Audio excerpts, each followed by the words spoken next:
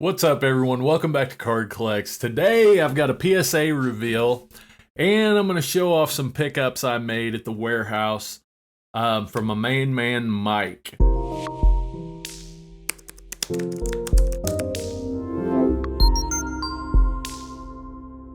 I want to show off some awesome cards that I got, and then we'll do. I got a 4-card PSA reveal that I submitted through a third party. I used Ryan Johnson, CardCollector2, and I'm very, very happy with everything that they do. I always recommend Ryan. I think he's one of the best guys in the hobby, and so I have nothing but good things to say about them. Their service is awesome. I think they still do like a free review service.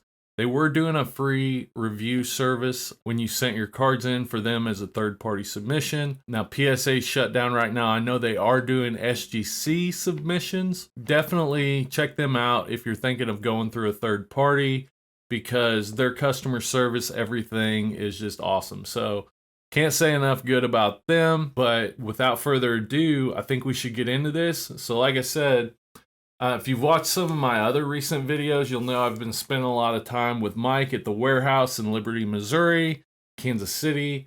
They are open from noon to 7, Monday through Saturday. Can't say enough good about Mike either, but some of this stuff, we did a lot of trading over the weekend, and I wanted to show off some of that. So, I've been looking for more Yordan Alvarez. This is the Yordan Alvarez Topps Update image variation. A couple other Topps base cards. Mr. Ronald Acuna Jr.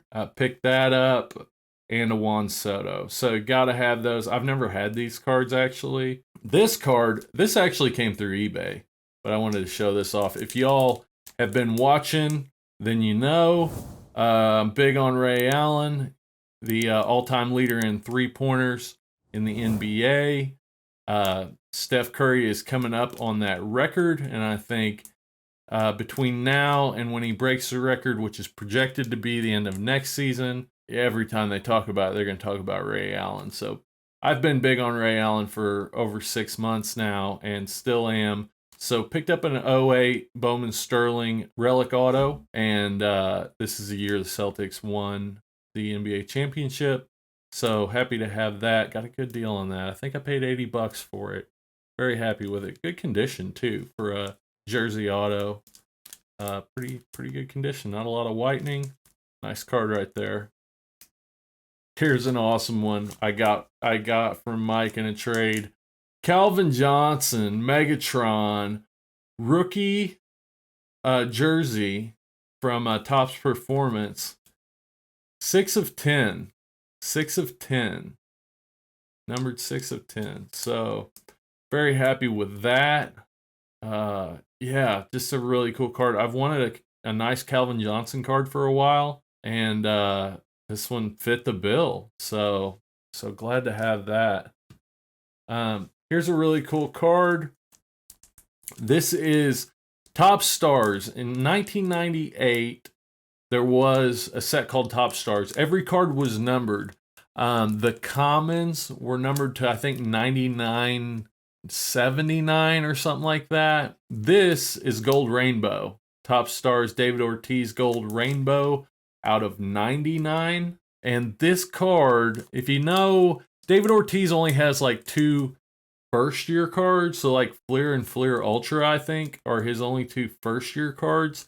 But all of his time with the Twins is kind of like rookie-ish. I mean, they definitely 1998 has a lot of collector value for David Ortiz stuff.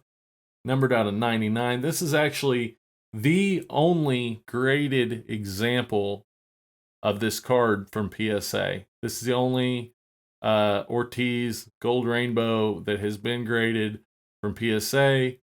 And this 90s numbered stuff is just really, really hard to come by and get some great value. So I definitely wanted this card. Early Ortiz, I'm big on Ortiz. He was in the Mitchell report for potential steroid use, but that hasn't really hung over his head, hasn't really clouded him. And so I'm hoping to see him in the Hall of Fame. But either way, this is just kind of baseball card history, this numbered stuff from the 90s.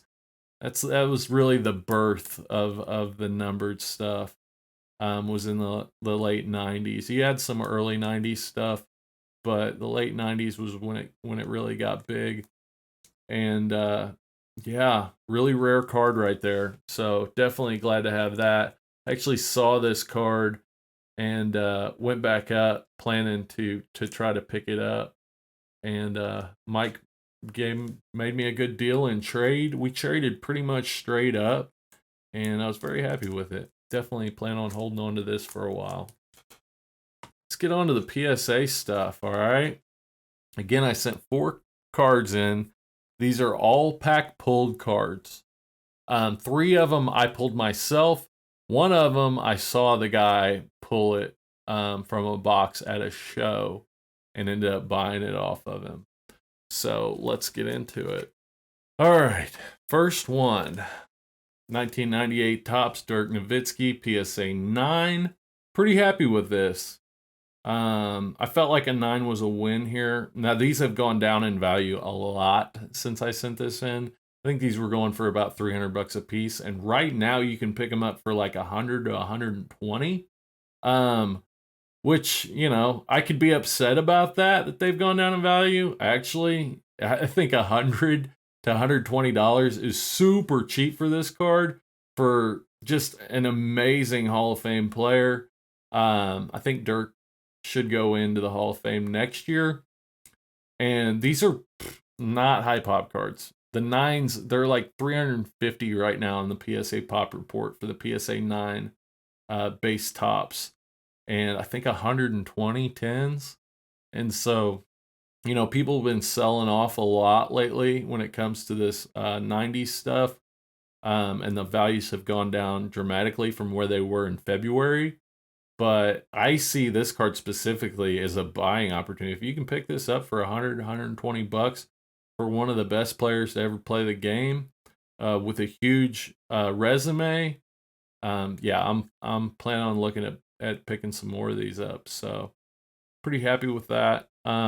These are really hard to get in good condition. This one has just a touch of whitening, off center on the back, a little off center on the front, top to bottom, and right to left.